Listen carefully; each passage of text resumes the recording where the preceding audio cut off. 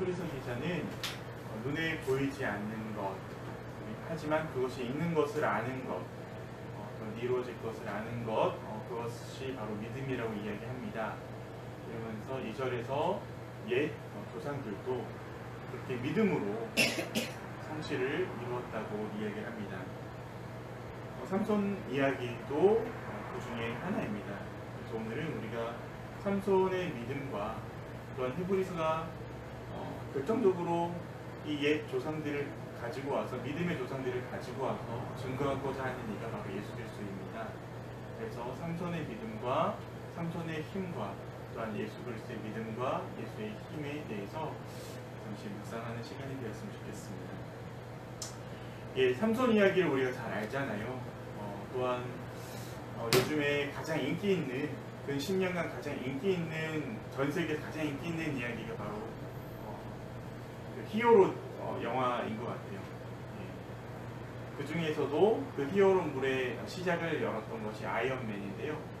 아이언맨은 현대인들이 갈망하는 모든 것을 갖추고 있는 사람이에요.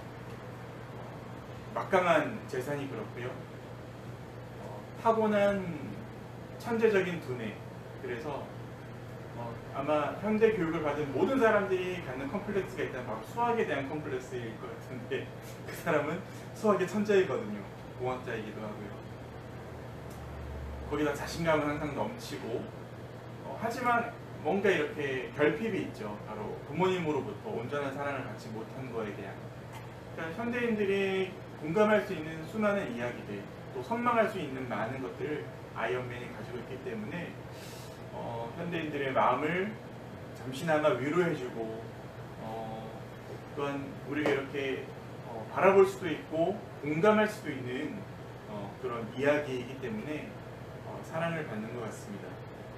삼손 이야기도 마찬가지인 것 같아요. 얼마나 오랜 시간 동안 유대 사람들은 타민족의 지배를 받았습니까? 억압받고 착취당하고 주체적으로 이렇게 살지 못하고 내가 서고 싶은 곳에 서지 못하고 야 너 저기 가서 서 라고 하면 서야 되는 단지 유대 사람으로 태어났을 뿐인데 그렇게 이미 태어날 때부터 그들의 위치가 정해져 있었던 것이죠. 그렇게 자유롭게 살 수 없었던 사람들이기 때문에 또한 철저하게 2등 시민, 3등 시민으로 또는 노예로 살아야 됐기 때문에 그 사람들이 하나님에 대해서 생각을 할 때 또한 그 사람들이 말씀을 다시금 볼 때 그 사람들은 평등에 대한 세상을 꿈꾸게 되었고 또한 어떠한 측면에서는 또 이런 삼손처럼 막강한 힘을 가진 어떠한 영웅을 꿈꾸게 되었는지도 모르겠습니다. 그래서 오늘 히브리서가 언급한 삼손의 이야기를 우리가 실제로 이렇게 읽게 되면 오늘날 윤리의 기준으로 사실은 본받을 만한 이야기가 별로 없어요. 네, 예, 삼손은 머리가 사실 굉장히 좋아서 꾀를 많이 부리는데 사실 이게 또 어떻게 보면 사람을 속이는 거잖아요. 그러기도 하고 주로 자신의 민족을 방어하기보다 직접적으로 건수를 찾아서 만들어내서 블레셋 사람들이 그걸 걸려들면 때려 죽이고 그리고 아주 에로틱한 장면들도 많이 나옵니다. 그리고 성경에서 그만 이방 민족, 이방 여인과 이렇게 관계를 맺는 장면들도 있죠. 오늘날 우리 윤리의 기준이나 신앙의 윤리의 기준으로 봐서도 삼손 이야기는 별로 도움이 되지 않는 것 같아요. 그런데 왜 히브리서 기자가 삼손을 믿음의 사람이라고 칭했을까? 유대 사람들에게 삼손 이야기가 어떤 의미가 있을까? 예, 아까도 얘기했다시피 삼손은 기본적으로 힘에 대한 이야기입니다. 특히 힘에 대한 결핍을 느끼고 그래서 힘에 대한 갈망을 느낄 때라면 더더군다나 이런 이야기가 힘이 됩니다.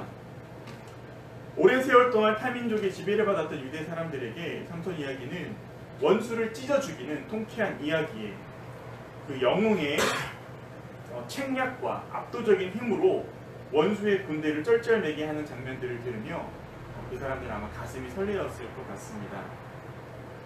우리가 아이언맨을 통해서 우리의 처지를 위로받듯이 그 사람들도 삼손의 이야기를 통해서 자신들의 처지를 위로받았을 것입니다.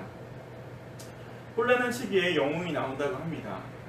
생각해보면 우리의 홍길동전도 조선의 백성들이 굉장히 억압받았잖아요. 2중 3중으로 세금을 내야 됐었고 관료들은 또 그 세금을 중앙정부에 100% 다 보내지 않고 자기들이 먹을 거 다 떼어놓고, 그래서 나온 이야기가 홍길동전이죠. 약한 서민들이 관료들에게 복수하고 평등 세상을 이루고자 했던 이야기입니다. 그러고 보면 힘이나 평등 세상을 꿈꾸는 것은 그 꿈꾸는 사람들의 현실의 처지를 가늠하게 하는데요. 주어진 현실이 그들의 마음을 표현하기에 녹록지 않고 받아들여지기도 힘들었기 때문에 이런 이야기들을 하는 것이죠. 삼손 이야기는 그런 힘없는 약한 민족 유대 사람들에게 입에서 입으로 전해지고 삶에 대한 힘과 용기를 얻게 했습니다.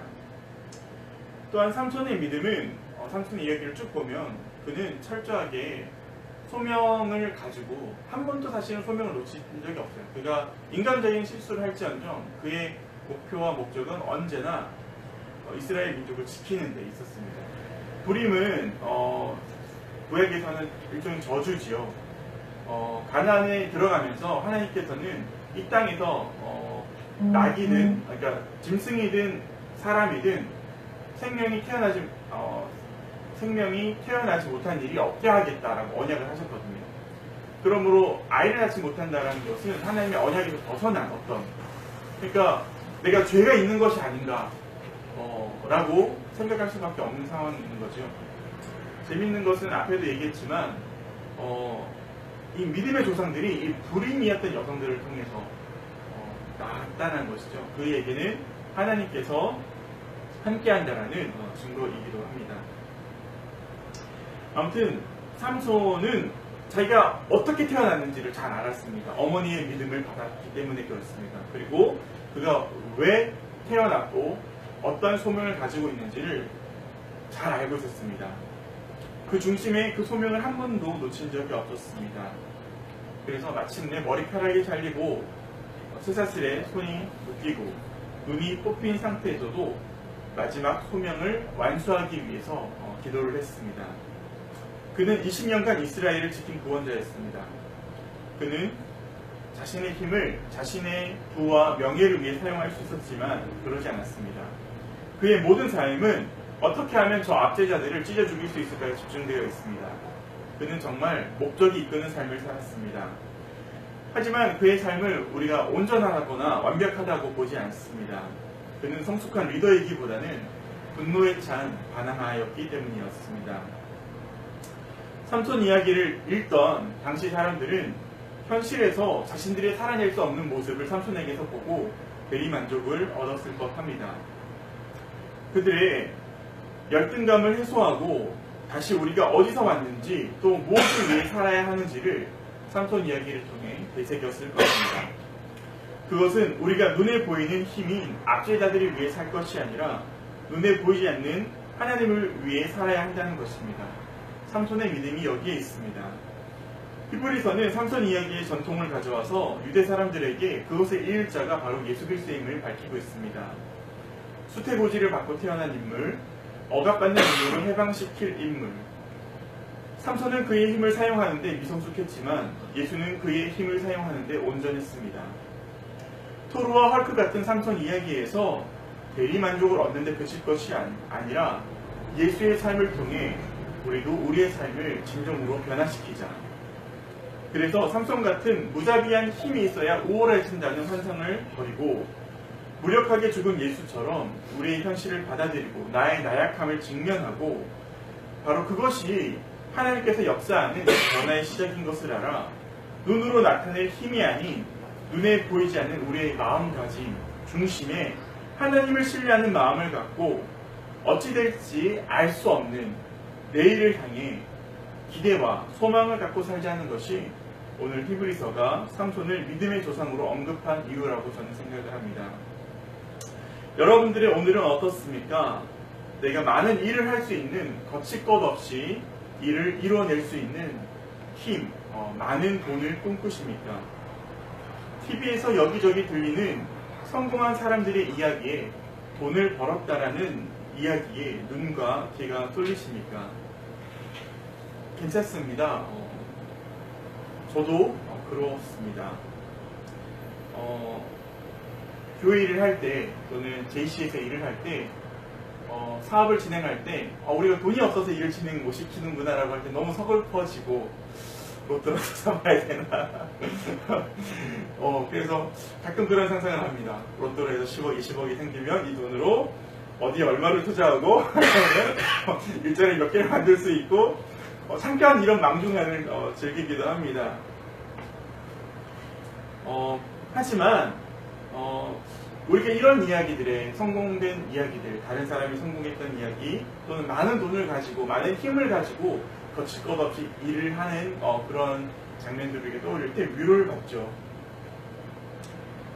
특히 우리가 또한 하나님을 일을 한다고 할 때 이거는 도덕적으로도 굉장히 높은 일이잖아요. 또 정당한 일이잖아요. 그렇기 때문에 어쩌면은 일을 하는 데 있어서 수단과 방법을 가릴 필요 없어. 왜? 우리의 목적은 선하니까. 방법에 대해서도 좀 쉽게 생각하는 경우들이 있는 것 같습니다. 마치 삼손처럼 수단 방법을 가리지 않고 일을 이루려고 할 때도 있는 것 같습니다. 결과만 중요하게 여길 때가 있는 것 같아요. 하지만 그런 것만이, 그런 힘만이, 그런 성공만이 우리 인생의 전부라고 여긴다면 히브리서가 언급한 삼손 이야기에 귀를 한번 기울여봤으면 좋겠습니다. 또한 세상에서 가장 강력한 힘을 가졌으면서도 세상에서 가장 무력하게 죽은 예수 그리스도를 떠올렸으면 좋겠습니다. 우리가 왜 그를 믿어야 하는지, 우리가 왜 그를 따라야 하는지 이 질문을 가지고 오늘 하루의 걸음을 옮겨봤으면 좋겠습니다. 이렇게 우리가 전능한 하나님을 기대할 때 우리는 우리가 생각하는, 우리 기준에서 우리가 꿈꾸는 완벽한 힘을 떠올립니다. 우리의 탄탄한 인생대로 또한 보장받은 결과를 예상합니다. 하지만 인생은 그렇지 않죠. 하나님이 우리에게 허락한 인생은 그렇지 않습니다. 또한 믿음이란 그런 것이 아닙니다. 우리가 힘에 대한 갈망이 들 때 그 힘에 대한 추구의 방향을 우리의 연약함을 인정하는 용기에 한번 맞춰봅시다. 인정하고 싶지 않고 사랑할 수 없는 지금의 내 현실, 지금의 내 모습을 인정하고 사랑할 수 있는 힘을 가져봅시다. 그것이 우리의 십자가이고 우리가 따라야 될 예수의 길입니다. 돈이나 권력, 우리가 힘이라고 생각하는 힘을 휘두르는 내 모습에 대한 환상은 잠시 현실을 잊게 하고 위로를 주지만 우리의 삶을 바꿔주진 않습니다. 오직 예수의 길만이 우리의 현실의 모든 고통에서, 현실의 모든 억압에서 우리를 자유케 합니다. 누가 주를 따라 섬기려 하는가? 누가 죄를 떠나 주만 따를까? 누가 주를 섬겨 남을 구할까? 누가 주의 길을 따라 가려나? 부르심을 받아 주의 은혜로 주를 따라가네, 주만 따르네. 우리가 함께 찬양한 것처럼 오직 주님의 은혜만으로 오늘 하루 우리에게 주어진 삶들을 주님을 따라갔으면 좋겠습니다. 우리 함께 말씀에 비추어서 우리의 삶을 놓고 기도했으면 좋겠습니다.